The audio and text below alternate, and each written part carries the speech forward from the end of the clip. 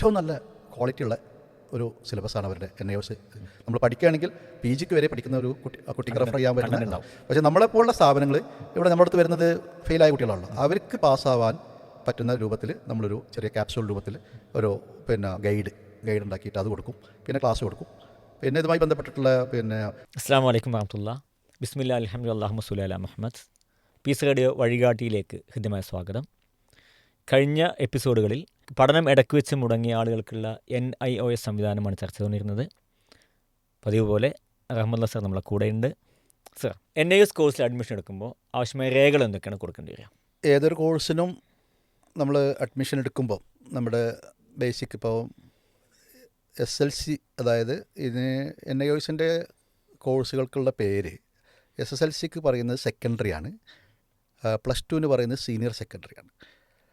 അതിൽ SLC എന്ന് വെച്ചാൽ സെക്കൻഡറി കോഴ്സിന് നമ്മൾ അഡ്മിഷൻ എടുക്കുമ്പോൾ നേരത്തെ ഏതാണോ പഠിച്ച് നമ്മൾ നിർത്തിയ കോഴ്സ് അവസാനിപ്പിച്ചത്, ഒരു 8ാം ക്ലാസ്സൊക്കെ ആയിരിക്കും മിക്കവാറും ഉണ്ടാവുക. അങ്ങനെയാണെങ്കിൽ ആ പഠിച്ച അന്നുള്ള ഒരു അതിൻ്റെ TCയോ അല്ലെങ്കിൽ ഒരു ഇതിൻ്റെ സ്കൂളിൽ നിന്നുള്ള ഒരു എന്തെങ്കിലും ഒരു ഡോക്യുമെൻറ്റ്സ്, ഒരു TC എന്തെങ്കിലും. ഇനി NIOSന് ഒരു ഏറ്റവും വലിയ സൗകര്യം, ഇനി ഒരു കുട്ടിക്ക് സ്കൂളിലൊന്നും പോകാൻ ഒരിക്കലും കഴിഞ്ഞില്ല, ഇതുപോലത്തെ ഡോക്യുമെൻറ്റ്സ് ഒന്നും ഇല്ലെങ്കിൽ അവൻ്റെ പാസ്പോർട്ട്, ആധാർ കാർഡ്, അതുപോലെ ഒരു സെൽഫ് ഡിക്ലറേഷൻ ഇത് വെച്ചുകൊണ്ട് അവർക്ക് അപേക്ഷ കൊടുത്താൽ 10ാം ക്ലാസ്സിലേക്ക് ഡയറക്റ്റ്. വളരെ സിമ്പിളാണ്. വളരെ സിമ്പിളാണ്. അതുപോലെ +2 വരുന്ന സമയത്ത് നമ്മൾ നിർബന്ധമായിട്ടും SLC പാസ് സർട്ടിഫിക്കറ്റ് അംഗീകൃത ബോർഡിൻ്റെ, അത് ഇതിൻ്റെ വെബ്സൈറ്റിലുണ്ട് ഏതൊക്കെയാണ് ബോർഡ് എന്നുള്ളത്. ആ ബോർഡിൻ്റെ സർട്ടിഫിക്കറ്റ് നിർബന്ധമായിട്ടും പാസ്സായിരിക്കണം. മാർക്ക് റെസ്ട്രിക്ഷനോ അങ്ങനെയുള്ള കാര്യങ്ങളൊന്നുമില്ല. നിർബന്ധമായിട്ടും അതിൽ സൈറ്റിൽ കയറി കഴിഞ്ഞാൽ ഫോട്ടോ, മറ്റുള്ള ഈ ഡോക്യുമെൻറ്റ്സ്, ഇത്രേ പ്രധാനമായിട്ട് വരുന്നുള്ളൂ. +2 ചേരുമ്പോൾ നമ്മൾ ഇൻ കേസ് നമ്മൾ നേരത്തെ പറഞ്ഞല്ലോ ക്രെഡിറ്റ് ട്രാൻസ്ഫർ, അതായത് 2 വിഷയം ഫെയിലായി കഴിഞ്ഞാൽ അത് രണ്ടൊക്കെ ക്രെഡിറ്റ് ചെയ്യുന്നുണ്ടെങ്കിൽ നേരത്തെ നമുക്ക് ഫെയിലായ സർട്ടിഫിക്കറ്റ് കൂടി ഇതിൻ്റെ കൂടെ അപ്ലോഡ് ചെയ്യണം. കൂടെ ഹാർഡ് കോപ്പി നമ്മൾ ഇതിൻ്റെ കൊച്ചിയിലാണ് നമ്മുടെ റീജിയണൽ സെൻറ്റർ കേരളത്തിലുള്ളത്, അവർക്ക് ഡയറക്റ്റ് അയച്ചു കൊടുക്കണം, നമ്മുടെ ഈ റോൾ നമ്പറും എല്ലാം വെച്ചിട്ട്. അത് എത്ര സമയം തിരിച്ചു കിട്ടും? ഇല്ല, ഈ NIOSന് നമ്മൾ കൊടുക്കുന്ന സർട്ടിഫിക്കറ്റ്, അതായത് ഫെയിലായ സർട്ടിഫിക്കറ്റ് ക്രെഡിറ്റ് ചെയ്യാൻ വേണ്ടി അവർക്ക് കൊടുത്തു കഴിഞ്ഞാൽ പിന്നെ അവർ ആ സർട്ടിഫിക്കറ്റ് നമുക്ക് തരില്ലല്ലോ. പിന്നെ അവർ തരുന്ന സർട്ടിഫിക്കറ്റിൽ ഈ മാർക്ക് ആഡ് ചെയ്തുള്ളൂ, പിന്നെ ഈ സർട്ടിഫിക്കറ്റിന് വാല്യൂ ഇല്ലല്ലോ. അപ്പോൾ അത് തിരിച്ച് 2 സർട്ടിഫിക്കറ്റ് ഒരിക്കലും തരില്ല അവിടെ. നമ്മൾ പിന്നെ കിട്ടുന്ന പുതിയ സർട്ടിഫിക്കറ്റ് നമ്മൾ ഉപയോഗിക്കുന്നു. അതെ, അതിൽ ഈ മാർക്ക് ഉണ്ട് എത്ര, അതുകൊണ്ടാണ് മാർക്കിൽ വ്യത്യാസമില്ലാതെ തന്നെ സെയിം മാർക്ക് അതിൽ വരുന്നത്. പിന്നെ നമ്മൾ പാസ്സായി എഴുതിയെടുത്ത് അതും കൂടി ഇതിൻ്റെ ഇടയിൽ അതിൻ്റെ ആവശ്യമില്ല. ഇല്ലല്ല, പിന്നെ ആവശ്യമില്ലല്ലോ. പ്രത്യേകിച്ച് ഹയർ സെക്കൻഡറിയുടെ സർട്ടിഫിക്കറ്റ് ശ്രദ്ധിക്കേണ്ടതും അതിന് പ്രത്യേകിച്ച് അതിൽ നമുക്കൊരു ഡോക്യുമെൻ്റായിട്ട് നമ്മൾ എവിടെയും വെക്കാറില്ല. SLC അങ്ങനെയല്ല. SLC നമ്മൾ നിർബന്ധമായിട്ടും ശ്രദ്ധിക്കണം. അവർ ഇതുപോലെ നമ്മൾ ഏതെങ്കിലും ട്രാൻസ്ഫറിന് വേണ്ടി കൊടുക്കുകയാണെങ്കിൽ പിന്നെ നമുക്ക് കേരള സർട്ടിഫിക്കറ്റിന് കുറേ വാല്യൂ ഉണ്ട്. അത് ഒരു പക്ഷേ NIOSന് ഉണ്ടായിക്കൊള്ളണമെന്നില്ല ഇങ്ങനെ നമ്മുടെ ഡേ ടു ഡേ നമ്മുടെ കാര്യങ്ങൾക്ക്. കാരണം അതിൽ നമ്മുടെ ജാതി, നമ്മുടെ മറ്റുള്ള എല്ലാ കാര്യങ്ങളും വരുന്നുണ്ട്. NIOS CBSEയിലൊന്നും നമ്മുടെ കാസ്റ്റ് ഇതൊന്നും അങ്ങനൊന്നും വരാറില്ല. അപ്പോൾ അഡ്മിഷൻ നമ്പർ ഇതൊക്കെ. അപ്പോൾ അതുകൊണ്ട് നമ്മളത് കൊടുക്കുമ്പോൾ ശ്രദ്ധിക്കുക, പിന്നെ പാസ്സാവണം, അല്ലെങ്കിൽ നമുക്കത് തിരിച്ചിട്ടാൻ കുറച്ച് പ്രയാസമായിരിക്കും. ഇപ്പോൾ കഴിയുന്നത് SLCക്കൊന്നും ആരും ക്രെഡിറ്റ് ട്രാൻസ്ഫർ ചെയ്യാറില്ല, നേരിട്ട് 5 വിഷയം എഴുതുക ചെയ്യുക. കാരണം നമുക്കവിടെ 10 വിഷയമാണല്ലോ SLCക്കുള്ളത്. അപ്പോൾ 5 വിഷയം അവിടെ കിട്ടുമെന്ന് പറയുമ്പോൾ അത് മാത്രമേ ഡയറക്റ്റ് ചെയ്തിരിക്കുക ചെയ്യുക. ഹയർ സെക്കൻഡറിക്ക് ഇത്രയും കാര്യങ്ങൾ, നമ്മുടെ സർട്ടിഫിക്കറ്റ്, ഫോട്ടോ, അതുപോലെ തന്നെ നമ്മുടെ ഈ പറഞ്ഞ +2ൻ്റെ ഫെയിലായ സർട്ടിഫിക്കറ്റ് കൊടുക്കേണ്ടത്. ഓക്കെ, നമ്മൾ ചേർന്ന് നമുക്ക് ലഭിക്കുന്ന സ്റ്റഡി മെറ്റീരിയൽസ് എന്തൊക്കെയാണ്? നമ്മൾ രജിസ്റ്റർ ചെയ്യുന്നതോടുകൂടി ആ രജിസ്ട്രേഷൻ ഫീസിൽ നമ്മുടെ സ്റ്റഡി മെറ്റീരിയൽസ് ഇൻക്ലൂഡിങ് ആണ്. അത് ഡയറക്റ്റ് ഡൽഹിയിൽ നിന്നും നമ്മുടെ അഡ്രസ്സിൽ നമ്മുടെ വീട്ടിൽ വരും. നേരത്തെ പറഞ്ഞു വലിയൊരു ബണ്ടിലായിരിക്കും അത്. അത് പൊതുവേ ഇംഗ്ലീഷിലാണ് ഹയർ സെക്കൻഡറിക്ക്. പിന്നെ മറ്റ് SLCക്കാണെങ്കിൽ മലയാളത്തിലുണ്ട്. ഏറ്റവും നല്ല ക്വാളിറ്റിയുള്ള ഒരു സിലബസാണ് അവരുടെ NIOS. നമ്മൾ പഠിക്കുകയാണെങ്കിൽ PGക്ക് വരെ പഠിക്കുന്ന ഒരു കുട്ടിക്ക് റെഫർ ചെയ്യാൻ പറ്റുന്ന ഉണ്ടാവും. പക്ഷേ നമ്മളെപ്പോലുള്ള സ്ഥാപനങ്ങൾ ഇവിടെ നമ്മുടെ അടുത്ത് വരുന്നത് ഫെയിലായ കുട്ടികളാണല്ലോ. അവർക്ക് പാസ്സാവാൻ പറ്റുന്ന രൂപത്തിൽ നമ്മളൊരു ചെറിയ ക്യാപ്സൂൾ രൂപത്തിൽ ഒരു ഗൈഡ് ഉണ്ടാക്കിയിട്ട് അത് കൊടുക്കും. പിന്നെ ക്ലാസ് കൊടുക്കും. പിന്നെ ഇതുമായി ബന്ധപ്പെട്ടിട്ടുള്ള ടെസ്റ്റുകൾ, യൂണിറ്റ് ടെസ്റ്റുകൾ, ഇതൊക്കെ കൊടുത്തുകൊണ്ടാണ് നമ്മളിത് ചെയ്യുന്നത്. പിന്നെ ഈ പുസ്തകം നമ്മൾ കുട്ടികളോട് നിങ്ങൾ സാധാരണ പറയാറുള്ളത്, ഈ ബുക്ക് ഒരിക്കലും നിങ്ങൾ നഷ്ടപ്പെടുത്തരുത്. നാളെ നിങ്ങൾ ഹയർ സ്റ്റഡീസിന് പോകുമ്പോൾ ഈ പുസ്തകം നിങ്ങൾക്ക് അതൊരു മുതൽക്കൂട്ടായിട്ട് റെഫറൻസിന് ഉപയോഗിക്കാം. നല്ല പുസ്തകമാണ്. ഓക്കെ. അതുപോലെ NIOSലെ ഒരു ഓൺ ഡിമാൻഡ് എക്സാം ഒരു സ്കീം ഉണ്ടല്ലോ, എന്താണ് സംവിധാനം?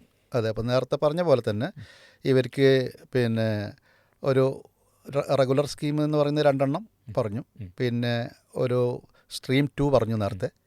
പിന്നെ ഓൺ ഡിമാൻഡ് എന്ന് പറഞ്ഞാൽ നമ്മൾ ആ വാക്ക് പോലെ തന്നെ നമുക്ക് എപ്പോഴാണോ ഒരു പരീക്ഷ എഴുതാൻ തോന്നുന്നത്, ഡിമാൻഡ് ചെയ്യാൻ തോന്നുന്നത്, ആ ഡിമാൻഡ് ചെയ്താൽ നമുക്ക് പരീക്ഷ എഴുതാം. അത് ഒന്നുമില്ല, നമ്മൾ നിർബന്ധമായിട്ടും ആ ഒരു കോഴ്സ് നമ്മളിപ്പം SLC ആണെങ്കിലും +2 ആണെങ്കിലും നേരത്തെ നമ്മൾ ആ കോഴ്സ് ചെയ്തിട്ട് ഫെയിലായ ഒരാളായിരിക്കണം. നമ്മുടെ കയ്യിൽ സർട്ടിഫിക്കറ്റ് ഉണ്ടെങ്കിൽ, നേരത്തെ ചെയ്തിട്ടുണ്ട് എന്നുള്ളത് തെളിയിക്കുന്ന സർട്ടിഫിക്കറ്റ് ഉണ്ടെങ്കിൽ, ഈ പ്രൊസീജിയറൊക്കെ വെച്ചുകൊണ്ട് നമ്മൾ ചെയ്താൽ അവിടെ ഓരോ മാസവും എക്സാം നടക്കുന്നുണ്ട്. അതിൽ പ്രധാനമായിട്ട് നമ്മൾ പറഞ്ഞ April, May റെഗുലർ എക്സാം നടക്കുന്ന സമയത്ത് ഇല്ല. അതേപോലെ October, November ആ സമയത്തും ഇല്ല. ബാക്കിയുള്ള എല്ലാ മാസങ്ങളിലും 8 മാസങ്ങളിൽ ഇതിൻ്റെ എക്സാം നടത്തുന്നുണ്ട്. അതിന് നമ്മൾ അപേക്ഷ കൊടുക്കുമ്പോൾ അവർ ആ സമയത്ത് തന്നെ നമുക്ക് ആ അവൈലബിൾ ഡേറ്റ് തരും. ഹാൾ ടിക്കറ്റ് അടക്കമാണ് നമ്മൾ രജിസ്റ്റർ ചെയ്യുക. നമ്മൾ രജിസ്റ്റർ ചെയ്ത് കഴിഞ്ഞാൽ ഹാൾ ടിക്കറ്റ് കിട്ടും. അപ്പോൾ തന്നെ കിട്ടും. അത് ആ സമയത്ത് അതിന് പ്രധാനമായിട്ട് ശ്രദ്ധിക്കേണ്ടത്, നമുക്ക് ഈ അക്രഡിറ്റഡ് സെൻറ്റർ വഴിയല്ല അതിൻ്റെ എക്സാം വരിക. അവരുടെ അക്രഡിറ്റഡ് സെൻറ്റർ ആണ്, പക്ഷെ അത് എല്ലാ അക്രഡിറ്റഡ് സെൻറ്ററിലും ഉണ്ടാവില്ല. സെലക്റ്റഡ് ആയിട്ട് ഇപ്പോൾ കേരളത്തിൽ നമുക്കൊരു 3 സെൻറ്ററുകളാണ് പ്രധാനമായിട്ടുള്ളത്. ഒന്ന് കണ്ണൂർ, ഒന്ന് കൊച്ചി, പിന്നെ കോഴിക്കോട്. നമ്മളവിടെ പോയി എക്സാം എഴുതണം. തിരുവനന്തപുരത്ത്, അങ്ങനെ 4 സ്ഥലത്തുണ്ട്. അങ്ങനെ ഇനി കൂടുതലുണ്ടോയെന്ന് എനിക്ക് പെട്ടെന്ന് ഓർമ്മയില്ല. ഇതിൻ്റെ 4 സ്ഥലങ്ങൾ നിർബന്ധമായിട്ടും നമുക്ക് അവിടെ പോയിട്ട് എഴുതണം. അതിൻ്റെ ഫീസ് കുറച്ച് സാധാരണത്തിൽ കുറച്ച് കൂടുതലുണ്ട്. എക്സാം ഫീ നമ്മുടെ റെഗുലർ സാധാരണ ഫീയിലേക്കാളും കുറച്ചുകൂടി കൂടുതൽ വരുന്നുണ്ട്. എന്നാലും സർട്ടിഫിക്കറ്റ് സെയിം സർട്ടിഫിക്കറ്റ് തന്നെ, വാല്യൂ ഉള്ള ഈ നമ്മൾ സാധാരണ റെഗുലർ എഴുതിയാൽ കിട്ടുന്ന സെയിം സർട്ടിഫിക്കറ്റ് തന്നെയാണ് കിട്ടുന്നത്. അപ്പോൾ നല്ല കഴിവുള്ള കുട്ടികൾ ചിലപ്പം വല്ല ഈ മതപഠനത്തിനോ അതിനൊക്കെ പോയിട്ട് ഏതെങ്കിലും കാരണത്താൽ ഇതൊക്കെ ഞാൻ നേരത്തെ പറഞ്ഞല്ലോ, ഫെയിലായി നിർത്തിയൊക്കെ വന്ന ആ കുട്ടികൾക്കൊക്കെ പെട്ടെന്ന് ഒരു സർട്ടിഫിക്കറ്റ് വേണമെന്ന് വിചാരിച്ചാൽ അതിൻ്റെ പ്രൊസീജിയർ ഒരു 3 മാസമൊക്കെ പിടിക്കും കയ്യിൽ കിട്ടാൻ. എന്നാൽ നമുക്ക് അവൈലബിൾ ആണെങ്കിൽ ഓരോ മാസവും എക്സാം നടക്കുന്നുണ്ട്, എഴുതി പാസ്സാക്കി എടുക്കാവുന്നതാണ്. ഓക്കെ. അതുപോലെ ഇവരുടെ ക്ലാസ്സിൻ്റെ കാര്യം പറഞ്ഞു. പിന്നെ പഠിക്കൽ സെൽഫ് സ്റ്റഡിയാണ് തോനെ പ്രൊമോട്ട് ചെയ്യുന്നത്, സ്ഥാപനങ്ങൾ ട്യൂഷൻ കൊടുക്കുന്നത്. എക്സാം സംവിധാനം എങ്ങനെയാണ്? നല്ല കർക്കശമാണോ കാര്യങ്ങൾ? അതിൻ്റെ വാല്യുവേഷൻ കാര്യങ്ങളൊക്കെ എങ്ങനെയൊക്കെയാണ്? എക്സാം ഇപ്പോൾ നമുക്കറിയാം, ഈ മേഖലയിലേക്ക് വരുന്ന കുട്ടികൾ ഏകദേശം അവർക്ക് ഇതിൻ്റെ ബോർഡിനറിയാം. ഒരു ഒട്ടുമിക്കതും ബാക്ക്വേർഡായിട്ടുള്ള കുട്ടികളാണ് ഇത് അഡ്മിഷൻ എടുക്കുന്നത്. എന്നാലും ഇതിൻ്റെ എക്സാം സംവിധാനങ്ങൾ മുഴുവനും നമ്മുടെ നിലവിൽ പബ്ലിക് എക്സാമുകൾ നടത്തുന്നത് പോലെ തന്നെ ഇതിൻ്റെ ക്വസ്റ്റ്യൻ പേപ്പർ അതിൻ്റെ ആ ഒരു സീക്രസിയോടുകൂടി വളരെ ക്രെഡിബിലിറ്റിയോടുകൂടി തന്നെ വന്നു. ത്രൂ ബാങ്ക് വഴി, പോസ്റ്റ് ഓഫീസ് വഴിയൊക്കെ വളരെ സ്ട്രിക്റ്റ് ആയിട്ടാണ് ഇതിൻ്റെ എക്സാം റിസൾട്ട് വന്നു കഴിഞ്ഞാൽ, എക്സാം എഴുതി കഴിഞ്ഞാൽ കുട്ടികളെ അത് എത്തിക്കേണ്ട സ്ഥലത്ത് കൃത്യമായിട്ട് അവരെത്തിച്ചു. ഇൻ കേസ് എക്സാം നീണ്ടു കഴിഞ്ഞാൽ പോലീസ് സ്റ്റേഷനിലൊക്കെ ഈ ആൻസർ പേപ്പർ കൊണ്ടുപോയി വെക്കുന്ന ഘട്ടങ്ങൾ വരെ ചില സ്കൂളുകൾക്ക് ഉണ്ടായിട്ടുണ്ട്. സമയം കാരണം മിക്ക എക്സാമുകളും എല്ലാ എക്സാമുകളും NIOS ഉച്ചയ്ക്ക് ശേഷമാണ് നടക്കുന്നത്, ഈവനിങ് ആണ്. അപ്പോൾ പലപ്പോഴും നേരത്തെ 6 മണിക്കൊക്കെ നമ്മൾ ബാങ്കൊക്കെ കൊടുക്കുന്ന സമയങ്ങളിലൊക്കെ പലപ്പോഴും വൈകി വരുന്ന സമയങ്ങളിൽ ചില പോസ്റ്റ് ഓഫീസ് അടച്ചിട്ടുണ്ടാവും. അപ്പോൾ ആ സമയത്ത് ഇത് വളരെ സൂക്ഷിച്ച് വെക്കേണ്ട സ്റ്റേഷനിൽ പോലീസിൻ്റെ ഉത്തരവാദിത്തത്തിലൊക്കെ. അപ്പോൾ വളരെ ഗൗരവത്തിൽ തന്നെയാണ് ഇതിൻ്റെ എക്സാമും കാര്യങ്ങളൊക്കെ നടക്കുന്നത്. നല്ല മോണിറ്റേർഡാണ്. ഈ ഒരു സൗകര്യം എന്താണെന്ന് വെച്ചാൽ ഇതിലേക്ക് വരുന്ന ആളുകളൊക്കെ ഇത് മറ്റ് സ്കൂളുകൾ നടക്കുന്ന പോലെ കോപ്പി അടിക്കാനും മറ്റൊന്നും വല്ലാതെ വരാറില്ല. എങ്ങനെയെങ്കിലും പഠിച്ചിട്ട് തന്നെ വരാറുള്ളത്. അപ്പോൾ ഇതിൽ എക്സാമുമായി ബന്ധപ്പെട്ട കാര്യങ്ങൾ എങ്ങനെയൊക്കെയാണ്? വളരെ സ്ട്രിക്റ്റ് ആണ് കാര്യങ്ങൾ? എക്സാം ഇപ്പോൾ നമുക്കറിയാം ഈ പിന്നെ ബാക്ക്വേർഡായിട്ടുള്ള കുട്ടികളും ഏജ്ഡ് ആയിട്ടുള്ളതും പിന്നെ ഇത്തരം എക്സാം എഴുതിയിട്ട് കുറേ വർഷങ്ങളായിട്ടുള്ളൊക്കെ ആളുകളാണല്ലോ ഇതിൽ വരുന്നത്. അത് ഈ ബോർഡിനെ സംബന്ധിച്ചിടത്തോളം വളരെ അവർക്കും അറിയാം. അപ്പോൾ മറ്റു എക്സാമിൻ്റെ അതേ ക്രെഡിബിലിറ്റിയോടുകൂടി തന്നെയാണ് എക്സാം നടത്തുന്നത്. അംഗീകാരമുള്ള സ്കൂളുകളിലെ അധ്യാപകരാണ് ഇൻവിജിലേറ്റേഴ്സായിട്ട് വരുന്നത്. അതേപോലെ സ്കൂളിലെ പ്രിൻസിപ്പാളാണ് ഇതിൻ്റെ കാര്യങ്ങൾ കൈകാര്യം ചെയ്യുന്നത്. ഇതിൻ്റെ ക്വസ്റ്റ്യൻ പേപ്പറൊക്കെ വരുന്നത് ത്രൂ ബാങ്ക് അല്ലെങ്കിൽ പോലീസ് സ്റ്റേഷൻ. നമുക്കിതിപ്പോൾ ആൻസർ പേപ്പറൊക്കെ വൈകി കഴിഞ്ഞാൽ സ്റ്റേഷനിലാണിത് സൂക്ഷിച്ച് വെക്കുക. സേഫ് കസ്റ്റഡിയിൽ വെക്കണം. അങ്ങനെയൊക്കെയുള്ള അതിൻ്റെ എല്ലാ ഗവൺമെൻറ് നിർദ്ദേശിക്കുന്ന എല്ലാ ഇതോടുകൂടി തന്നെയാണ് ചെയ്യുന്നത്. വാല്യുവേഷനും ഒരു പിന്നെ അത്യാവശ്യം സ്ട്രിക്റ്റാണ്. എന്നാൽ കഴിയുന്നത്ര കുട്ടികളെ പാസ്സാക്കാൻ തന്നെയാണ് ഇവരെ ബോർഡ് ശ്രമിക്കുന്നത്. കാരണം അവർ ഈ ഇത്തരം ആളുകൾ ഇനി ഒരു NIOS പരീക്ഷ എഴുതാൻ വരുന്നൊരു ആൾ മനസ്സ് എന്താണെന്ന് വളരെ വ്യക്തമായി മനസ്സിലാക്കിക്കൊണ്ടാണ് ഇതുവരെ എൻ്റെ അനുഭവത്തിലുള്ള റിസൾട്ടുകളൊക്കെ വന്നിട്ടുള്ളത്. എനിക്കൊരു 90-95% എല്ലാ സമയത്തും റിസൾട്ട് കിട്ടാറുണ്ട്. നിരാശരായില്ല. വരാത്തവർക്ക് പ്രത്യേകിച്ച് കാരണം ഉണ്ടായിരിക്കും. അവർ ക്ലാസ്സിൽ വരാത്തവരാവും, അല്ലെങ്കിൽ നമ്മുടെ പിന്നെ ഗൈഡൻസ് അവർ പാലിക്കുന്നുണ്ടാവില്ല, ഫോളോ ചെയ്യാത്തവരാണ് അങ്ങനെയുള്ളവർ. അപ്പോൾ ഇത്തരം ആളുകൾ പരീക്ഷ തോൽക്കൽ സ്വാഭാവികമാണല്ലോ. കാരണം ഫസ്റ്റ് അറ്റംപ്റ്റിൽ ജയിച്ചോണമെന്നില്ല. അപ്പോൾ അത്തരം ആളുകൾക്ക് വീണ്ടും എങ്ങനെ റീഅപ്പിയറിങ് ഇതിൽ? അവർക്ക് ഇപ്പം ഞാൻ നേരത്തെ പറഞ്ഞ 2 ടേമിൽ വരുന്നത് ഏപ്രിലും ഒക്ടോബറും ഉണ്ട്. ഇപ്പോൾ ഏപ്രിലിൽ തോറ്റൊരു കുട്ടിക്ക് ഒക്ടോബറിലേക്ക് എഴുതാം, വീണ്ടും അപേക്ഷ കൊടുത്ത് എഴുതാം. അത് എക്സാം ഫീ മാത്രം മതി. ഓക്കെ. പിന്നെ ഇതല്ലെങ്കിൽ ഇപ്പോൾ ഒരു കുട്ടിക്ക് എനിക്ക് റിസൾട്ട് വരുമ്പോൾ ഏപ്രിൽ എക്സാം നടന്നാൽ May June first week result വരും. അപ്പോൾ റിസൾട്ട് വന്ന് ഇനി അടുത്ത ഒരു ഒക്ടോബർ വരെ വെയിറ്റ് ചെയ്യാൻ കഴിയുന്നില്ല എന്ന ഒരു കുട്ടിക്ക് ഈ ഓൺ ഡിമാൻഡ് എക്സാമിന് കൊടുക്കാം. നമ്മൾ ഓൺ ഡിമാൻഡ് രജിസ്റ്റർ ചെയ്ത ആളുകൾക്ക് മാത്രമല്ല, ഇവിടെ രജിസ്റ്റർ ചെയ്ത കുട്ടിക്കും ഓൺ ഡിമാൻഡ് എക്സാം വേണമെങ്കിൽ റിക്വസ്റ്റ് ചെയ്താൽ അവന് കിട്ടും. അവന് അവിടെ പോയിട്ട് എഴുതണമെന്നേ ഉള്ളൂ. അപ്പോൾ ഒട്ടും കാലതാമസമല്ല. ഇല്ല. അതാണ്, ഇത് കുറേ ലിബറലാണ്. ഇത് പലരും അറിയില്ല. അതാണ് ഈ ഹയർ സെക്കൻഡറി കോഴ്സ് വഴി ലഭിച്ച സർട്ടിഫിക്കറ്റ് നമുക്ക് മറ്റു പല കോഴ്സുകൾ ചെയ്യാൻ പറ്റും. അപ്പോൾ അതുപോലെ ഇതിലും ആ സാധ്യത ഉണ്ടല്ലോ അല്ലേ? എന്തൊക്കെയാണ് അതിൽ? ഇപ്പോൾ നമുക്ക് NIOSൻ്റെ ഒരു പിന്നെ സർട്ടിഫിക്കറ്റുകൾ നമുക്ക് SLC ആണെങ്കിലും +2 ആണെങ്കിലും നമ്മൾ ഏതെങ്കിലും ഒരു ബോർഡിലേക്ക് അതിൻ്റെ ഹയർ സ്റ്റഡീസിന് പോകുമ്പോൾ അവരുടെ അംഗീകാരം ഉണ്ട് എന്ന് ഉറപ്പ് വരുത്താൻ ആ ബോർഡിൽ നിന്ന് നമ്മളൊരു ഈക്വലൻസി സർട്ടിഫിക്കറ്റ് വാങ്ങേണ്ടതുണ്ട്.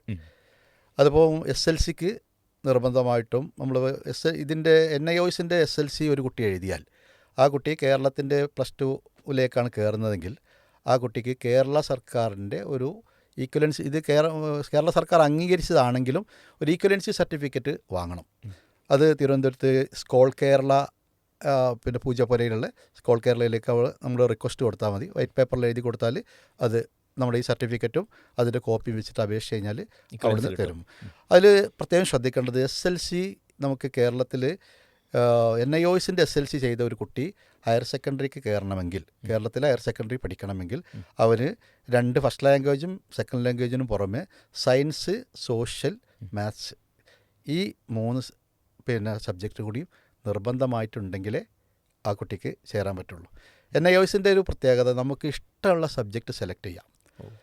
ഇപ്പോൾ ഒരു 10ാം ക്ലാസ്സിലൊരു കുട്ടി പഠിക്കുകയാണ്, ആ കുട്ടിക്ക് മാത്സ് ബുദ്ധിമുട്ടാണ്, സയൻസ് ബുദ്ധിമുട്ടാണ്, അവൻ ഇംഗ്ലീഷും അറബിക്കോ ഇംഗ്ലീഷും മലയാളമോ ഇംഗ്ലീഷും ഹിന്ദിയോ പിന്നെ വേറെ ഹോം സയൻസ് അല്ലെങ്കിൽ വേറെ എന്തെങ്കിലും, ഇത് ഒരു 10-40ഓളം സബ്ജക്റ്റ് ഉണ്ട്. ഏതെടുത്താലും അവർ പാസ്സായി കഴിഞ്ഞാൽ SLC കിട്ടി. പക്ഷേ നമ്മുടെ PSC അംഗീകാരം വേണമെങ്കിൽ, അല്ലെങ്കിൽ കേരളത്തിലെ ഹയർ സെക്കൻഡറിക്ക് നമുക്ക് അഡ്മിഷൻ എടുക്കണമെങ്കിൽ ഇത് വേണം. ഈ ഞാൻ പറഞ്ഞ ഈ പാറ്റേൺ നിർബന്ധമായിട്ടുണ്ടായിരിക്കണം. ഇനി യൂണിവേഴ്സിറ്റി തലത്തിലേക്ക് പോവുകയാണെങ്കിൽ ആ യൂണിവേഴ്സിറ്റിയിൽ നിന്നും നമ്മൾ NIOSൻ്റെ സർട്ടിഫിക്കറ്റ് വെച്ചുകൊണ്ട് അവിടുന്ന് ഒരു ഈക്വലൻസി സർട്ടിഫിക്കറ്റ് വാങ്ങണം. ഇപ്പോൾ കാലിക്കറ്റ് യൂണിവേഴ്സിറ്റിയിലേക്ക് ഒരു കുട്ടിക്ക് ഡിഗ്രിക്ക് പോകണമെങ്കിൽ ഈ ഹയർ സെക്കൻഡറിയുടെ സർട്ടിഫിക്കറ്റ് വെച്ചിട്ട് അവർ അപേക്ഷ കൊടുത്തു കഴിഞ്ഞാൽ ഓൺലൈനിലും ചെയ്യാം.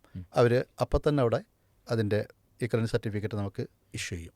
അതായത് ചില സ്ഥലങ്ങളിൽ അതിൻ്റെ ആവശ്യമില്ല, അല്ല ഓൾറെഡി ഇത് പിന്നെ ഈക്വലൻസി ആവശ്യമില്ല എന്ന് പറയുന്നിടത്ത് ബുദ്ധിമുട്ടില്ല. പക്ഷെ നമ്മുടെ കേരളത്തിലൊക്കെ യൂണിവേഴ്സിറ്റിക്ക് ആ സമയത്ത് അവർ ചോദിക്കാറുണ്ട്. അപ്പോൾ ഇത്തരം സർട്ടിഫിക്കറ്റ്സ് നമുക്ക് PSC അഥവാ ഗവൺമെൻറ് ജോലികൾക്ക് അപേക്ഷ കൊടുക്കാം, തീർച്ചയായിട്ടും എഴുതാം. കാരണം ശരിക്കും valid ആണ്. ഇപ്പോൾ നമുക്ക് SSLC സർട്ടിഫിക്കറ്റ് അംഗീകരിച്ച് കഴിഞ്ഞാൽ ഇപ്പോൾ SLC കേരള സർക്കാരിൻ്റെ SLC സർട്ടിഫിക്കറ്റിൻ്റെ അംഗീകാരം തന്നെയാണ് ഇവരുടെ ഈ പിന്നെ NIOSൻ്റെ ഞാൻ പറഞ്ഞില്ല ഈ സബ്ജക്റ്റുകൾ ഇതായിരിക്കണം. ആ പാറ്റേൺ പൂർത്തിയായി കഴിഞ്ഞാൽ കൊടുക്കും. ഹയർ സെക്കൻഡറിക്ക് പിന്നെ ഈ പ്രശ്നം വരുന്നില്ല. കാരണം ഹയർ സെക്കൻഡറി എന്തായാലും നമ്മളെ കേരള പാറ്റേൺ അനുസരിച്ച് തന്നെയാണ് നമ്മൾ എടുക്കുന്നത്. ഇനി അതല്ലാത്ത ഒരാൾക്ക് വേണമെങ്കിൽ ഇഷ്ടമുള്ളത് എടുക്കാം. ജിയോഗ്രഫി അത് ഇതൊക്കെ പറഞ്ഞിട്ട് ധാരാളം സബ്ജക്റ്റുകളുണ്ട്, എടുക്കാം. പക്ഷെ നമ്മളൊക്കെ ഞങ്ങളെപ്പോലുള്ള സ്ഥാപനങ്ങൾ കേരള പാറ്റേൺ അനുസരിച്ചിട്ടാണ് ഇത് കൊടുക്കുന്നത്. അപ്പോൾ അവർക്ക് നമ്മുടെ കേരള സർട്ടിഫിക്കറ്റിൽ കൊണ്ട് എന്തൊക്കെ വാങ്ങാൻ പറ്റുമോ അതൊക്കെ അവർക്ക് വാങ്ങാൻ പറ്റും. ഓക്കെ. ഇപ്പോൾ നേരത്തെ പറഞ്ഞ ഇക്വലൻസുമായി ബന്ധപ്പെട്ട് നമ്മൾ സംസ്ഥാനത്തെ എല്ലാ യൂണിവേഴ്സിറ്റികളും ഇക്വലൻസി കൊടുക്കുന്നുണ്ടോ? കൊടുക്കാത്ത യൂണിവേഴ്സിറ്റികളുണ്ടോ? നമ്മൾ കേരളത്തിൽ എല്ലാ യൂണിവേഴ്സിറ്റിയും കൊടുക്കുന്നുണ്ട്. ഓൾമോസ്റ്റ് ഇന്ത്യയിലെ എല്ലാ യൂണിവേഴ്സിറ്റിയും UGC അപ്രൂവ്ഡ് ആയിട്ടുള്ള യൂണിവേഴ്സിറ്റിയിൽ കൊടുത്തിരിക്കണം. കാരണം ഇത് കേന്ദ്ര സർക്കാരിൻ്റെ ആണല്ലോ, തടസ്സം വരാൻ പാടില്ല. കേന്ദ്ര സർക്കാരിൻ്റെ ഒരു ബോർഡ് നടത്തുന്ന എക്സാം. അത് നമുക്കിപ്പോൾ ഏതെങ്കിലും ഒരു യൂണിവേഴ്സിറ്റി നിങ്ങളെ ഈ സർട്ടിഫിക്കറ്റ് അംഗീകരിക്കില്ല എന്ന് പറഞ്ഞാൽ ഈ സ്റ്റുഡൻറ്റിന് എന്തുകൊണ്ട് അംഗീകരിക്കുന്നില്ല എന്നുള്ളത് അവരടുത്ത് എഴുതി വാങ്ങാം. അത് അവർക്ക് വേണമെങ്കിൽ ചാലഞ്ച് ചെയ്യാം. അത് അപ്പോൾ ഇക്വലൻസി ഉണ്ട്, എല്ലായിടത്തും ഉണ്ട്. പിന്നെ അതിൻ്റെ വെബ്സൈറ്റിൽ പറയുന്നുണ്ട് എല്ലാം. ഇതിൽ മെഡിക്കൽ മേഖലയിലും എല്ലാം ഉണ്ട്. ചില സമയങ്ങളിൽ ഈ ഫാർമസി ബോർഡ് ഉണ്ടല്ലോ, ഫാർമസി ബോർഡിൽ ചിലപ്പോഴൊക്കെ അപ്രൂവൽ ഇല്ല എന്നൊക്കെ പറയും. പക്ഷേ അപ്പോഴേക്കും കോടതിയുടെ വിധി വരും. അങ്ങനെ അലഹബാദ് കോടതിയുടെ 3-4 വിധികൾ ഇതിൻ്റെ മുകളിൽ കിടക്കുന്നുണ്ട്. ഓക്കെ. നമുക്കറിയാം ഏത് കോഴ്സിനും ഫീ നിർബന്ധമാണ്. അപ്പോൾ ഏകദേശം SLC +2 എത്ര പൈസ ചിലവാക്കേണ്ടി വരും? ഇത് ഡയറക്റ്റ് ചെയ്യുന്ന ഒരു കുട്ടിക്ക് ഒരു 3,000-4,000 ആ കുട്ടിക്ക് എക്സാം ഫീ ഒക്കെ അടക്കം ചെയ്യാം. SLCയും +2. പക്ഷേ ഞങ്ങളെപ്പോലുള്ള സ്ഥാപനങ്ങൾ ഇതുപോലുള്ള ക്ലാസ്സുകളും അവർക്ക് വേണ്ട സ്റ്റഡി മെറ്റീരിയൽസ്, അതിൻ്റെ ഗൈഡ്, പിന്നെ അവർക്ക് വേണ്ട പിന്നെ ഈ മോഡൽ എക്സാം, അവർക്ക് വേണ്ട വർക്കുകൾ, അസൈൻമെൻറ്റ് കാര്യങ്ങൾ, ഇതൊക്കെ ഞങ്ങൾ നന്നായിട്ട് അവർക്ക് വേണ്ടിയിട്ട് സഹായിച്ച് ഒരു സ്ഥാപനമായിട്ട് നടത്തുമ്പോൾ എല്ലാ സ്ഥാപനങ്ങളും അതിൻ്റേതായിട്ടുള്ള ഒരു എമൗണ്ട് വ്യത്യാസം വരാറുണ്ട്. ഇനി അതല്ല ഒരു കുട്ടിക്ക് സ്വന്തമായിട്ടാണെങ്കിൽ അത്രയൊന്നും വരില്ല, നേരിട്ട് എഴുതാവുന്നതേ ഉള്ളൂ. അതിന് 4,000-5,000 അത്രയൊക്കെ വെച്ചിട്ട് ഈ കുട്ടിക്ക് ചെയ്യാം. പക്ഷെ എന്താ വെച്ചാൽ ഒരു ഗൈഡൻസ് പുറത്തുനിന്നില്ലെങ്കിൽ പലപ്പോഴും ആ ലാസ്റ്റ് ഘട്ടത്തിൽ ഇതിൽ ഇതിൻ്റെ മെസ്സേജുകളൊക്കെ പലപ്പോഴും വരുന്ന സമയത്ത്, എക്സാം നോട്ടിഫിക്കേഷൻ വരുന്ന സമയത്ത്, ഇതൊക്കെ ഇപ്പോൾ കുട്ടികളെ പോർട്ടലിൽ വരുന്നുണ്ട്. എന്നാലും കുട്ടികൾക്ക് ഡൗട്ടായിരിക്കും. നമുക്കറിയാലോ, ഇപ്പോൾ ഒരു SIR ഫോം നമുക്ക് ഫില്ല് ചെയ്യാൻ വളരെ എഡ്യൂക്കേറ്റഡ് ആയ ആളുകൾക്ക് പോലും പേടിച്ച് നിന്ന ഒരു ഇതാണ്. അതാണ് നമ്മുടെ ഒരു കേരളക്കാരുടെ പ്രത്യേകത. എന്ത് കാര്യങ്ങൾക്കും ഒരു പേടിയായിരിക്കും. അതേസമയം ആത്മവിശ്വാസം ഉണ്ടെങ്കിൽ സ്വന്തമായിട്ട് ചെയ്യാം. ഞങ്ങൾക്കുള്ള ഇത് കുറേ ഇതുപോലുള്ള ആളുകൾ ആണ് ഞങ്ങളുടെ അടുത്ത് വരുന്നത്. അവർക്ക് വേണ്ട കാര്യങ്ങൾ ചെയ്തു കൊടുത്താൽ എക്സാമിൻ്റെ ഡേറ്റ് വരെ നമ്മളാണ് അവരെ റിമൈൻഡ് ചെയ്ത് കൊടുക്കുക. ഓക്കെ. OB സംവിധാനം എന്താണ് ഈ OB സംവിധാനം? OB നിങ്ങൾ ചോദിച്ചത്, പ്രത്യേകിച്ച് പീസ് റേഡിയോയുടെ ഈ ഒരു എപ്പിസോഡിൽ ചോദിച്ചത് വളരെ നല്ല കാര്യമായിട്ട് ഞാൻ മനസ്സിലാക്കുന്നത്. കാരണം നമ്മുടെയൊക്കെ ഈ മത സംഘടനകളുടെ കീഴിൽ ധാരാളം ഈ ഹിഫ്ള് കോഴ്സുകൾ, ദർസുകൾ, അറബി കോളേജുകൾ, ഇതൊക്കെ ധാരാളം നടന്നു വരുന്നുണ്ട്. അപ്പോൾ ഇവിടെയൊക്കെ നേരത്തെ ഒരു കുട്ടികളുടെ 1-ാം ക്ലാസ് ടൈം മുതൽ ഒക്കെ ആയിരിക്കും കുട്ടികൾ ഈ ഒരു കോഴ്സിൽ ചേരുക. അപ്പോൾ പലപ്പോഴും ഇത് കോഴ്സ് കഴിഞ്ഞ് ഇറങ്ങുമ്പോഴേക്കും കൂടുള്ളവരൊക്കെ 4 കൊല്ലം 5 കൊല്ലമൊക്കെ മുന്നിലെത്തിയിട്ടുണ്ടാവും. അപ്പോൾ അവർക്ക് ഇത്രയും അവരുടെ പ്രൈമറി പഠനം അക്കാഡമിക് ലെവലിൽ നടന്നില്ല എന്നുള്ള നിലയ്ക്ക് അവർക്ക് വീണ്ടും ആദ്യം മുതലോ അല്ലെങ്കിൽ സ്കൂളിലേക്ക് ചെല്ലുമ്പോൾ നേരത്തുള്ള സർട്ടിഫിക്കറ്റ് ഇല്ലാത്തതിൻ്റെ പേരിലൊക്കെ ബുദ്ധിമുട്ടാറുണ്ട്. അപ്പോൾ കേന്ദ്ര ഗവൺമെൻറ്റിൻ്റെ കീഴിൽ ഇപ്പോൾ NIOSൻ്റെ കീഴിലുള്ള ഒരു സംവിധാനമാണ് OB, ഓപ്പൺ ബേസിക് എഡ്യൂക്കേഷൻ എന്നാണ് ഇതിന് പറയുക. ഈ ഓപ്പൺ ബേസിക് എഡ്യൂക്കേഷൻ്റെ അംഗീകാരം നമുക്കിതേപോലെ നമ്മുടെ സ്ഥാപനത്തിൻ്റെ ഡോക്യുമെൻറ്റ്സൊക്കെ വെച്ചിട്ട് നമുക്ക് NIOSൽ രജിസ്റ്റർ ചെയ്ത് കഴിഞ്ഞാൽ, നേരത്തെ അക്രഡിറ്റഡ് സെൻറ്റർ എന്ന് പറഞ്ഞില്ലേ, അതുപോലെ തന്നെ NIOSൻ്റെ ഈ OB അക്രഡിറ്റഡ് സെൻറ്ററായിട്ട്, അതായത് അതിൻ്റെ അംഗീകാരം നമ്മൾ എഴുതി കൊടുത്തു കഴിഞ്ഞാൽ അതിന് അംഗീകാരം കിട്ടും. അതൊരു 8-ാം ക്ലാസ് വരെയുള്ള കുട്ടികൾക്കുള്ള ഒരു സിലബസ്. അത് കൂടെ എന്ത് ചെയ്യാം, നമുക്ക് നമ്മുടെ മതപഠനത്തിൻ്റെ കാര്യങ്ങളോ അല്ലെങ്കിൽ മറ്റുള്ള എല്ലാ മതത്തിനും എല്ലാവർക്കും ചെയ്യാവുന്ന അഡീഷണലായിട്ട് എന്തൊക്കെ വേണ്ടി പഠിപ്പിക്കുക. കൂടെ അവർക്ക് ഈ അക്കാഡമിക്കിൽ 1-2 സബ്ജക്റ്റുകൾ ഉണ്ടാവും. അതുകൂടി കഴിഞ്ഞാൽ ഇപ്പോൾ ആ സ്ഥാപനത്തിനും തന്നെ അതൊരു ഗുണമാണ്. കാരണം നിങ്ങൾ എന്ത് അടിസ്ഥാനത്തിലാണ് ഇങ്ങനെ സ്ഥാപനം നടത്തുന്നതെന്ന് ചോദിച്ചാൽ കേന്ദ്ര സർക്കാരിൻ്റെ NIOSൻ്റെ കീഴിലുള്ള OBയുടെ അപ്രൂവലോട് കൂടി നടത്തുന്നു എന്ന് പറഞ്ഞാൽ പെട്ടെന്നൊന്നും ഒരു ബുദ്ധിമുട്ടുകളൊന്നും ഉണ്ടാവില്ല. കുട്ടികൾക്കും തന്നെ ഒരു കോൺഫിഡൻസ് ഉണ്ടാവും, ഞാനൊരു ഗവൺമെൻറ് അംഗീകൃത സ്കൂളിലാണല്ലോ പഠിക്കുന്നത്. അത് -2 to 8 വരെയാണോ അതിൻ്റെ സ്കീം? ഏകദേശം ഒരു പിന്നെ ശരിക്കും പറഞ്ഞാൽ ഇവർക്കൊരു മോണ്ടിസോറി കൂടി വരുന്നുണ്ട്. അത് പിന്നെ അത് ഇതിൻ്റെ വൊക്കേഷണൽ എന്ന് പറഞ്ഞാൽ അത് വേറൊരു വിഷയമാണ്. ഇവർക്ക് വൊക്കേഷണൽ കോഴ്സുകൾക്ക് മാത്രമുള്ള ഒരു ട്രെയിനിങ് വേറെ ഉണ്ട്. അപ്പോൾ അതിലാണ് മോണ്ടിസോറി ഒക്കെ വരുന്നത്. ഏകദേശം ഇത് 1ാം ക്ലാസ് ഒരു മുതൽ നമുക്ക് 1 to 8 വരെയുള്ള. ഈ 8 കഴിഞ്ഞാൽ പിന്നെ 2 കൊല്ലം പിന്നെ ഇൻക്ലൂഡിങ് ആണ് നമ്മളെ 10ാം ക്ലാസ്സിൻ്റെ എക്സാം വരുന്നത്. നമ്മൾ മുമ്പ് കാലത്തുണ്ടായിരുന്നല്ലോ 8 കഴിഞ്ഞാൽ 8, 9, 10 നേരിട്ട് എഴുതുന്ന ആ ഒരു സിസ്റ്റം തന്നെയാണ് ഇപ്പോൾ ഇതിലുള്ളത്. അപ്പോൾ 8 പഠിക്കുക, പിന്നെ SLC എഴുതുക, പിന്നെ +2 എഴുതുക, അങ്ങനെ കയറിപ്പോൾ ഇതിൻ്റെ തന്നെ ഒരു ഭാഗമാണ് നമ്മൾ ഡിഗ്രി തലത്തിൽ വരുമ്പോൾ ഇഗ്നോ യൂണിവേഴ്സിറ്റി. നമുക്ക് വേറെ സംസാരിക്കാം. ഓക്കെ അപ്പോൾ നമ്മൾ ഈ വഴികാട്ടി കേൾക്കുന്ന ഒരുപാട് പേരുണ്ടാവും, ഇടയ്ക്ക് പണം നിർത്തിയ ആളുകൾ. അപ്പോൾ അവരുടെ പ്രത്യേകിച്ച് പറയുന്ന സംഗതി എന്താ? മിക്ക ആളുകളും എനിക്ക് തോന്നുന്നത് വിദേശ രാജ്യങ്ങളിലൊക്കെ പിന്നെ ജോലി ചെയ്യുന്ന ആളുകളായിരിക്കും. അവർക്ക് വർഷങ്ങളോളം ജോലി ചെയ്ത് അവർക്ക് സ്കില്ലുണ്ടായിരിക്കും. പക്ഷെ അവർ ഒരു പ്രൊമോഷനോ അല്ലെങ്കിൽ അവരുടെ ആ ഒരു ആത്മവിശ്വാസം പിന്നെ വളർത്താനും അല്ലെങ്കിൽ നഷ്ടപ്പെടുത്തുന്നത് അവരുടെ കയ്യിലൊരു ഡോക്യുമെൻ്റ് ഇല്ല എന്നുള്ളതായിരിക്കും. സർട്ടിഫിക്കറ്റ് ഇല്ലാത്തത് കൊണ്ട് ഞാനിപ്പോൾ ഇനി എത്ര കഴിവുണ്ടെങ്കിലും എത്ര ക്വാളിറ്റി ഉണ്ടെങ്കിലും ഇപ്പം എന്നെക്കാളും ക്വാളിറ്റി സ്കില്ലൊന്നും ഇല്ലാത്ത ഒരുത്തൻ ഒരു സർട്ടിഫിക്കറ്റ് ആയിട്ട് വരുമ്പം കമ്പനി അല്ലെങ്കിൽ ഒരു സ്ഥാപനം അവർക്കാണല്ലോ പ്രിഫറൻസ് കൊടുക്കുക. അപ്പോൾ അതിൻ്റെ നിരാശ പോകേണ്ട ആളുകളെ സംബന്ധിച്ചിടത്തോളം നേരത്തെ പറഞ്ഞല്ലോ, ഇതിനൊരു ഏജ് ലിമിറ്റ് ഇല്ല. അവർക്ക് ഇപ്പോൾ ജോലി സ്ഥലത്ത് നിന്നുകൊണ്ട് തന്നെ അപേക്ഷിച്ച് അവർക്ക് ഇനി വിദേശത്തെ സ്കൂളുകളിൽ വേണമെങ്കിൽ അവിടെ നിന്ന് പരീക്ഷ എഴുതാം. അതല്ലെങ്കിൽ ഇവിടെ രജിസ്റ്റർ ചെയ്തിട്ട് ലീവ് എക്സാമിൻ്റെ സമയത്തേക്ക് ലീവ് മാറ്റി വെച്ചുകൊണ്ട് ഇവിടെ വന്ന് എക്സാം എഴുതി അവർക്ക് ധൈര്യസമേതം അവരെ കോൺഫിഡൻസ് വർദ്ധിപ്പിക്കാനും അവരുടെ മേഖലകളിൽ ഉയർന്ന രംഗത്തേക്ക് എത്താനൊക്കെ NIOSൻ്റെ ഈ സർട്ടിഫിക്കറ്റ് ഉപയോഗിക്കാൻ പറ്റും. അത് ആണ് എനിക്ക് അത്തരം ആളുകളോട് പറയാനുള്ളത്. കാരണം ഇത് വളരെ ഈസിയാണ്. ഇപ്പോൾ നമുക്കറിയാം വിദേശത്തൊക്കെ പോകുന്ന ആളുകൾക്ക് ലാംഗ്വേജോ മറ്റൊന്നും വലിയ പ്രയാസം ഉണ്ടാവില്ല. നമ്മൾ കുറച്ചുകൂടി ആളുകളൊക്കെ ഈ മേഖലകളിലൊക്കെ ഉള്ള ആളുകളെ കാണുമ്പോൾ നമ്മുടെ ഒരു മെച്യൂരിറ്റിയും നമ്മുടെ പിന്നെ കാലിബറൊക്കെ നമുക്ക് ഉയർന്നിട്ടുണ്ടാവും. അപ്പോൾ അതുകൊണ്ട് അത്തരം ആളുകളോട് എനിക്ക് പറയാനുള്ളത്, നിങ്ങളൊക്കെ ഇതിൽ വന്ന് ഒരു ധൈര്യം, ഇപ്പോൾ ഞാൻ പറഞ്ഞല്ലോ 60-65 വയസ്സുള്ള ആളുകൾ ഇത് എഴുതുന്നുണ്ട്. പലപ്പോഴും ഇനി എന്നെക്കൊണ്ട് പറ്റുമോ, ഇപ്പോൾ മക്കളൊക്കെ വലുതായി, പിന്നെ ഇതൊക്കെ വന്നു, ഇനി ഞാൻ ഒരു പരീക്ഷയ്ക്ക് പോകുന്നു എന്നൊക്കെ മക്കളോട് പറയാൻ പറ്റുമോ? ഇപ്പോൾ അങ്ങനെയല്ല, ഇപ്പോൾ ഓപ്പണാണ് എല്ലാം, ആർക്കും എപ്പോഴും എഴുതാൻ പറ്റും. ഈ ചാൻസ് മുതലാക്കുക, ചാൻസ് പരമാവധി മുതലാക്കുക. ഒരു പക്ഷേ അവരുടെ ലൈഫിൽ അതൊരു ടേണിംഗ് പോയിൻ്റ് ആയിട്ട് മാറാം. അങ്ങനെ ആവട്ടെ. ഇത്രയും സമയം നമ്മൾ സംസാരിച്ചത് കോഴ്സുമായി ബന്ധപ്പെട്ടാണ്. എന്താണ് കുടുംബ വിശേഷങ്ങൾ? ഞാൻ ഭാര്യ 3 മക്കൾ ആണ്. എൻ്റെ മൂത്ത മകന് പിന്നെ തിരുരങ്ങാടി OUP സ്കൂളിൽ അധ്യാപകനാണ്, റബീഹ്. രണ്ടാമത്തെ മകന് ഇപ്പോൾ BCA കഴിഞ്ഞ് ഒരു ഇൻറ്റേൺഷിപ്പ് നടത്തിക്കൊണ്ടിരിക്കുകയാണ്, അതിന് റാഷിഖ് മുഹമ്മദ്. മകളാണ് പിന്നുള്ളത് റെനീൻ മറിയം. അവളിപ്പം ഈ കഴിഞ്ഞ മാസം കല്യാണം കഴിഞ്ഞ് ഭർത്താവിൻ്റെ കൂടെയാണ്. ഭർത്താവ് ആന്ധ്രയിൽ ബിസിനസ് ചെയ്യുന്നുണ്ട്, വൈഫ് ഹൗസ് വൈഫാണ്. ഈ സ്ഥാപനത്തോടുമായി ബന്ധപ്പെട്ട് ഫാമിലി സപ്പോർട്ട് എങ്ങനെയാണ്? ഫാമിലി ഇത് ഒരു എഡ്യൂക്കേഷൻ മേഖല ആയതുകൊണ്ട് പിന്നെ പലപ്പോഴും നമുക്ക് ആ ഒരു എൻ്റെ കുടുംബത്തിലേക്ക് കുട്ടികൾക്കൊക്കെ നമുക്ക് അവരുടെ ഒരു ഗൈഡൻസ് കൊടുക്കാൻ ഇതിലുള്ള പല അനുഭവങ്ങളും പല കുട്ടികളായിട്ടാണ് നമ്മൾ ബന്ധപ്പെട്ടുകൊണ്ടിരിക്കുന്നത്. ഓരോ കുട്ടികളുടെ പ്രത്യേകതകൾ മനസ്സിലാക്കി, പിന്നെ ഞാൻ MSc സൈക്കോളജിയാണ് എടുത്തിരുന്നത്. അപ്പോൾ അതുകൊണ്ട് തന്നെ ചില സമയങ്ങളിൽ കുട്ടികൾക്കുള്ള ക്ലാസ്സുകളൊക്കെ ഞാൻ എടുക്കാറുണ്ട്.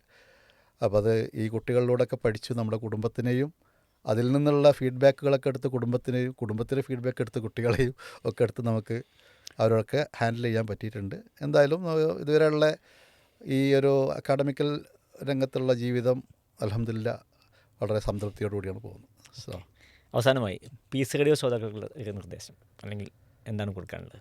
പീസ് റേഡിയോ നമുക്കറിയാം ഒട്ടനവധി ശ്രോതാക്കൾ വളരെ ആകാംക്ഷപൂർവ്വം ഇത് കേട്ടുകൊണ്ടിരിക്കുന്ന ഒരു മീഡിയയാണ് നമ്മുടെ പീസ് റേഡിയോ. നമുക്ക് ഏത് സമയത്തും യാത്രാവേളയിലും നമ്മുടെ പിന്നെ ജോലി സ്ഥലങ്ങളിലൊക്കെ, ഇപ്പോൾ ഞാനിപ്പോൾ ഇവിടെ ചെമ്മാട് കരുണ ക്യാൻസർ ഹോസ്പിറ്റൽ എന്ന് പറയുന്ന ഒരു സ്ഥാപനമുണ്ട്.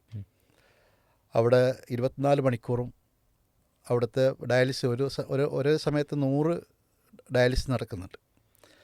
അവിടുത്തെ ഡയാലിസിസ് രോഗികൾക്കൊക്കെ അവർ, നമുക്കറിയാലോ മിക്ക ഹോസ്പിറ്റലുകളൊക്കെ ഏതെങ്കിലും വീഡിയോ, സിനിമ, ഭീകര ജന്തുക്കളുടെ ഇതൊക്കെ ഇങ്ങനെ കാണിച്ചിട്ടാണ് അവരാരെ ഡയാലിസിൻ്റെ 2.5-3 മണിക്കൂർ സമയം കളയുന്നത്.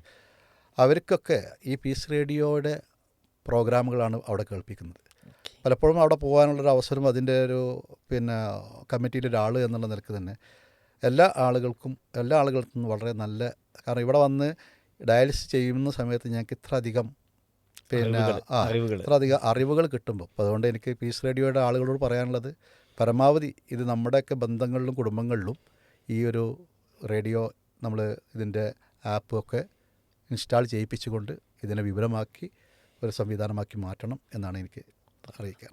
ഇത്രയും സമയം പീസ് റേഡിയോ ശ്രോതാക്കൾക്കും പ്രേക്ഷകർക്കുമായി അറിവിൻ്റെ പുതിയ ലോകത്തേക്ക് ആളുകളെ പരിചയപ്പെടുന്ന വഴികാട്ടിയിലൂടെ സംസാരിച്ചതിന്, സമയം ചെലവഴിച്ചതിന് ടീം പീസ് റേഡിയോ നന്ദി അറിയിക്കുന്നു. അസ്സലാമു അലൈക്കും. വഅലൈക്കും അസ്സലാം വറഹ്മത്തുള്ളാഹി വബറകാതുഹു.